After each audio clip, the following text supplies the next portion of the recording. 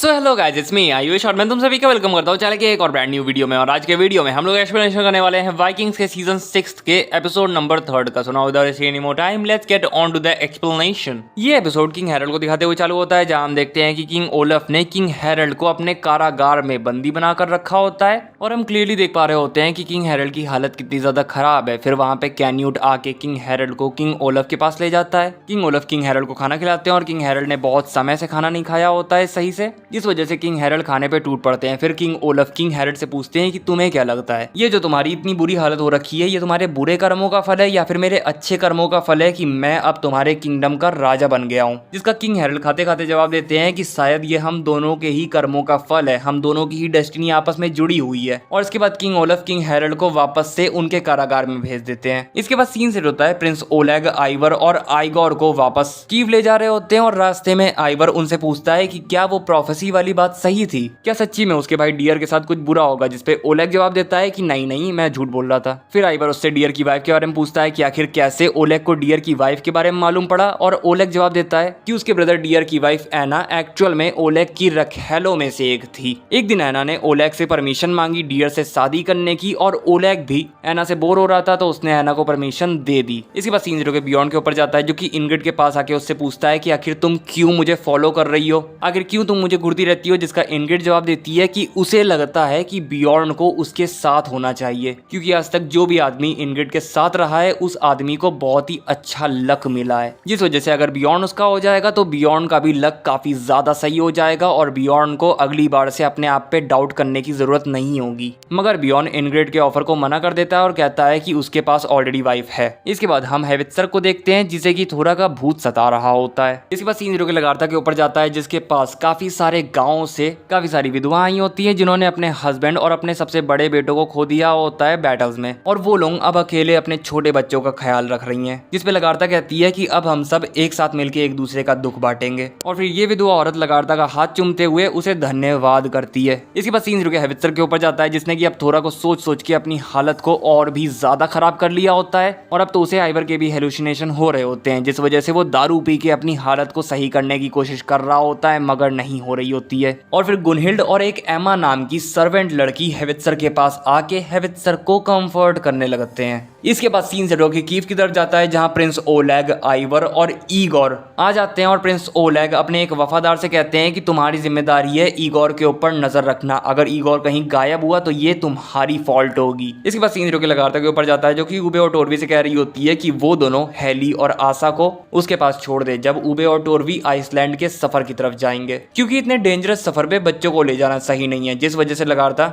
Ube और टोरवी से कहती है कि उन दोनों को हेली और आशा को लगारता के पास ही छोड़ देना चाहिए, क्योंकि वो दोनों यहाँ पे सेफ तो रहेंगे ही रहेंगे, और लगारता उन्हें काफी सारी चीजें भी सिखाएगी। जिसके बाद टोरवी एग्री कर जाती है, उबे भी एग्री करता है, और वो बोलता है कि सिंस टोरवी प्रेग्नेंट है तो टोरवी को भी यहाँ रुकना चाहिए। मगर ये बात सुन के टोरवी गुस्सा हो जाती है और कहती है कि वो उबे को नहीं छोड़ने वाली, जहाँ जहाँ उबे जाएगा वो वहाँ वहाँ उबे के साथ चलेगी। इसके बाद सीन सेट होता है, बियॉन्ड प्रिपरेशंस कर रहा होता है किंग हैरल्ड को बचाने जाने की, और गुनहिल्ड बियॉन्ड से पूछती है कि क्या बियॉन्ड अभी भी ट्रैवल करने की इच्छा रखता है, मगर बियॉन्ड जवाब देता है कि नहीं, अब वो ट्रैवल करने की इच्छा नहीं रखता, क्योंकि अब उसे अपनी फिक्स जगह मिल गई है। और वो गुनहिल्ड से कहता है कि जब तक वो वापस नहीं आ जाता तब तक वो उबे और बाकी के लोग मिलके हेवित्सर का ख्याल रखे, क्योंकि हेवित्सर की हालत बहुत ज्यादा खराब है, और साथ ही साथ कैटागेट का भी ख्याल रखे। इसके बाद सीन जीरो के लगारता की फार्म की तरफ जाता है, जिसकी सक्सेस के लिए अब वहां पे एनिमल सैक्रिफाइस दिया जा रहा होता है, ताकि इससे भगवान खुश हो जाएं और उनको अपना आशीर्वाद दे। इसके बाद सीन जीरो के बियॉन्ड की तरफ जाता है, जिसके पास इनग्रिड बिना कपड़ों के आती है, जिसके बाद बियॉन्ड अपने आप पे कंट्रोल नहीं कर पाता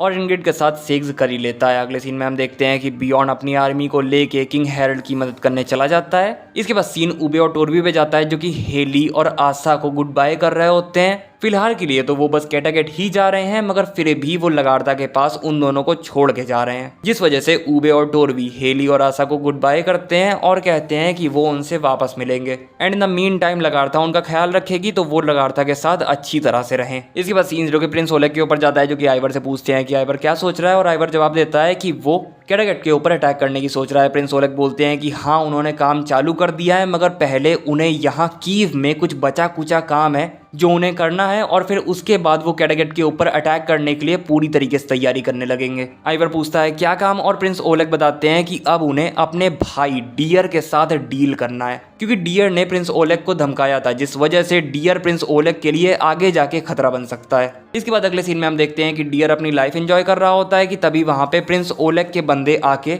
डियर के सारे सिपाहियों के ऊपर अटैक कर देते हैं। डियर के सिपाही फाइट बैक करने की कोशिश करते हैं, मगर इवेंचुअली ओलेग के सोल्जर्स डियर के सोल्जर्स को जान से मार के डियर को बंदी बना लेते हैं। इसके बाद सीन 0 के आइवर के उन वफादार बंदों के ऊपर जाता है जिन्हें की बियॉन्ड ने कैटागेट से बाहर निकाल दिया होता है, और अब वो बंदे उन विधवा औरतों के घरों के ऊपर अटैक कर देते हैं जो कि अभी कुछ समय पहले लगार्था के पास आई थी। इसके बाद सीन 0 के प्रिंस ओलेग के ऊपर जाता है, जिसके सोल्जर्स उसके ब्रदर डियर को पकड़ के उसके पास लाते हैं। डियर अपने भाई से पूछता है कि आखिर वो क्यों ऐसा कर रहा है, और ओलेग जवाब देता है कि वो ऐसा इसलिए कर रहा है क्योंकि डियर ने उसे जान से मारने की कोशिश करी थी, जिसका डियर जवाब देता है कि मैंने ऐसा इसलिए किया था क्योंकि तुमने हमारे ब्रदर एस्कॉल्ड को जान से मार डाला था। और फिर डियर अपने फादर और अपनी वाइफ की कसम खाते हुए ओलेग से प्रॉमिस करता है कि वो अगली बार से ऐसा नहीं करेगा, मगर ओलेग को उसकी बातों पे विश्वास नहीं हो रहा होता है, जिस वजह से ओलेग अपने भाई को अपने टॉर्चर रूम में लाता है, जहां वो डियर से कहता है कि डियर ओडिन की कसम खा के कहे कि वापस से वो ओलेग के अगेंस्ट कुछ नहीं करेगा, मगर डियर जवाब देता है कि वो ओडिन की कसम नहीं खा सकता।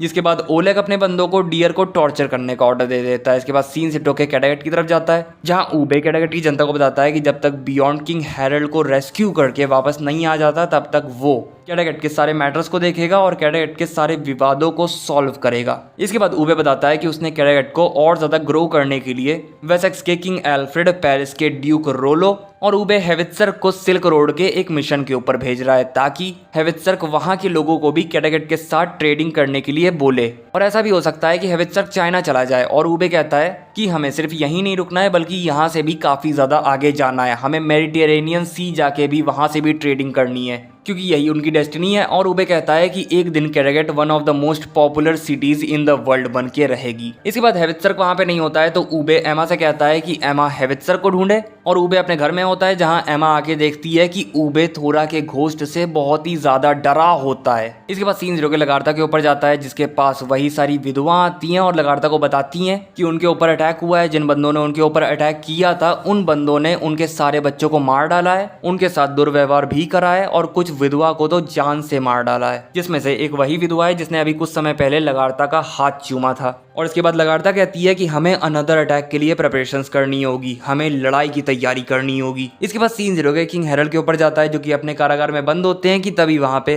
कैन्यूट उन्हें खाना देने आता है, और हमें मालूम पड़ता है कि अब कैन्यूट और किंग हैरल्ड की दोस्ती हो गई होती है। किंग हैरल्ड कैन्यूट से कहते हैं कि अगर कैन्यूट उन्हें यहाँ से बाहर निकाल देगा तो वो कैन्यूट को राजा बना देंगे, मगर कैन्यूट जवाब देता है कि अभी तुम खुद एक बंदी बने हुए हो, तुम्हारे पास कोई पावर नहीं है, तुम मुझे क्या राजा बनाओगे। मगर जाने से पहले कैन्यूट किंग हैरल्ड को बताता है कि बियॉन्ड रास्ते में ही है, वो बस आ रहा है किंग हैरल्ड को बचाने। इसके बाद सीन 0 के बियॉन्ड के ऊपर जाता है, जिसके पास किंग हैरल्ड के वो दोनों बंदे जो कि बियॉन्ड से मदद मांगने आए थे, और फ्लैट नोज आता है, जिसके बाद बियॉन्ड उन तीनों को बताता है कि आज रात को हम चुपके से किंग हैरल्ड की रेस्क्यू करने जाएंगे। इसके बाद सीन 0 के लगार्था के ऊपर जाता है, जो कि देखती है कि हेली ने सोते हुए अपने साथ चाकू रखी होती है ताकि वो अपनी बहन को प्रोटेक्ट कर सके। और फिर लगार्था भी उस जगह जाके जहां लगार्था ने अपनी तलवार को गाड़ा होता है वहां से अपनी तलवार को निकाल लेती है। इसके बाद सीन सिटो के आइवर और ईगोर के ऊपर जाता है, जो कि एक जगह पे आते हैं और वहां पे उन्हें देखने को मिलता है कि प्रिंस ओलेग ने अपने भाई को कुत्ता बना के रखा होता है, जो देख के ईगोर डियर के ऊपर हंसने लगता है। मगर आइवर ये देख के